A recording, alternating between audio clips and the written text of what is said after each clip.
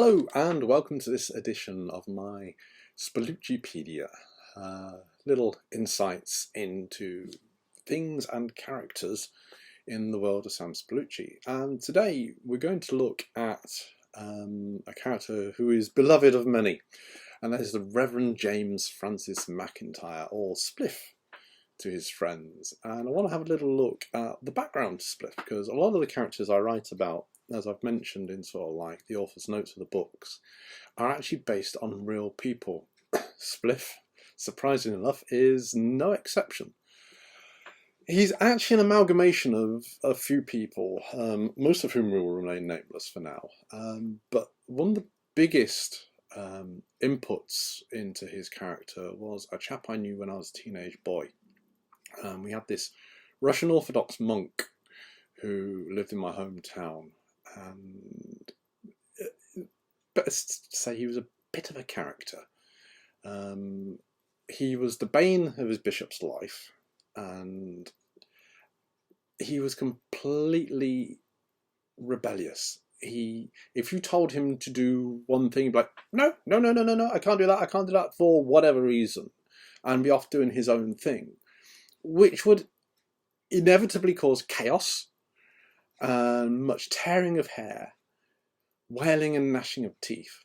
But it worked because it had the good intention at heart. Some of Spliff's stories are true, and they are based around this chap. He wasn't based in a parish. He was based in sort of like a little cluster home, looking after children and young adults with learning difficulties. And he was very much a law unto himself.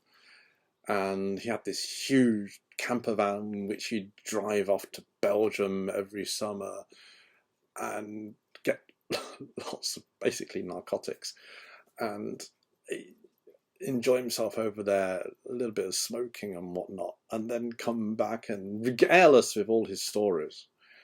And I knew when I met this larger-than-life character who I loved to bits, sadly he's deceased now, that if I was ever going to write, I was going to have to use him as a basis for a character. But that's not all. Spliff is also based on some other chaps. One of them was my best friend at school, who was heavily into his literature. And we'd just sit and we would drink and drink and drink and just talk about books. And this sort of friendship that Sam has with Spliff has come from that relationship that I had, literature and alcohol and just setting the world to rights. We had our own seats in the little snug of the Queen's Head, and we would sit there and we would drink and smoke a pipe or whatever. And that you can see that in Spliff. You've got that sort of intimacy that he has with Sam.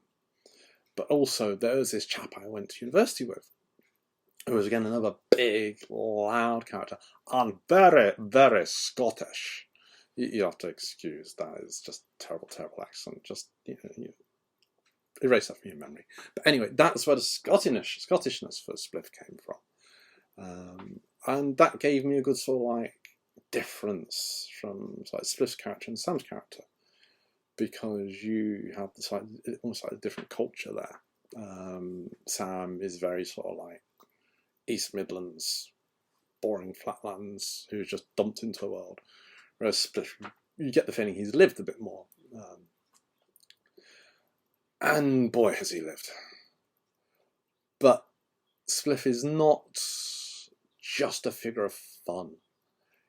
He's also, as it were, Sam's confessor. He is Sam's best friend. He is there for Sam when things go really, really bad. It is always Spliff that Sam returns to. So he may get dragged through these various escapades, whether it be sort of like, let's do lunch, or, how much is Reverend Macintyre's scrotum worth, and mayo, where's the bloody mayo, just to name but a few things.